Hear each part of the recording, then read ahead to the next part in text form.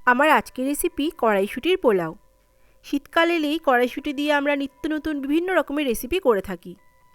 তার মধ্যে কড়াইশুঁটির পোলাওটিও অন্যতম।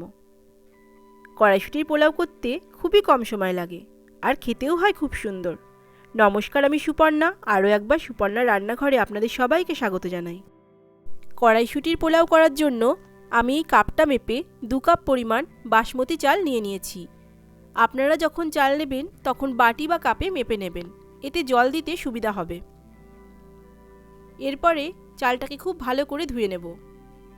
7 থেকে 8 বার চালটাকে খুব ভালো করে ধুয়ে নেব, যতক্ষণ চালের থেকে সম্পূর্ণ নোংরাটা বেরিয়ে না যায়। জলের মধ্যে থেকে চালটা যখন স্বচ্ছভাবে দেখা যাবে তখনই আমি জলটা ঝরিয়ে নিয়েছি।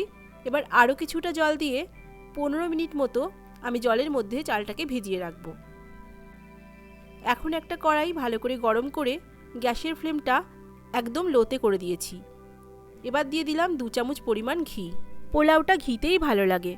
আমি 2 চামচ পরিমাণ ঘি ব্যবহার করেছি, আপনারা ইচ্ছা করলে ঘিয়ের পরিমাণটা বাড়িয়েও নিতে পারেন। দিলাম 2টো তেজপাতা, একটা দারচিনি, কিছুটা লবঙ্গ, 3টে এলাচ।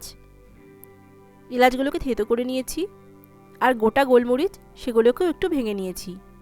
আর দিলাম 1/2 চামচ পরিমাণ সাদা জিরে। এরপর ফোড়নটা 30 সেকেন্ড মতো একটু ভেজে নেব। আর এখন দিয়ে দিলাম কিছু কাজু বাদাম, তবে কাজু বাদামটা অপশনাল, ইচ্ছা না করলে নাও দিতে পারেন। এখন কাজু বাদামটাকেও একটু হালকা করে ভেজে নেব। এখন দিয়ে দেব চালটা। আমি জল ঝরিয়ে চালটাকে রেখেছিলাম, চালটা দিয়ে দিলাম।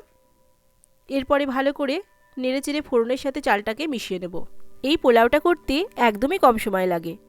হঠাৎ করে বাড়িতে অতিথি আসলে এই পোলাওটা সার্ভ করা যেতে পারে। খুবই ভালো লাগে পোলাওটা খেতে। এখন আমি দিয়ে দেব স্বাদ অনুসারে নুন। আবারও ভালো করে মিশিয়ে নেব। 3-4 মিনিট মতো মিডিয়াম ফ্লেমে নেড়েচেড়ে রাইসটাকে একটু ভেজে নেব। এখন দিয়ে দেব জল। আমি এই কাপটা মেপেই 2 কাপ পরিমাণ চাল নিয়েছিলাম, তাই 4 কাপ পরিমাণ জল ব্যবহার করছি।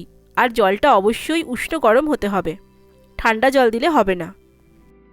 2 কাপ চালের জন্য 4 কাপ জল, অর্থাৎ চাল আর জলের অনুপাতটা 1:2। এরপরে ভালো করে আমি মিশিয়ে নেব। আর গ্যাসের ফ্লেমটা মিডিয়ামে রেখে ঢাকা দিয়ে দেব আর একটু ফুটতে দেব। চালটা ফুটে উঠেছে।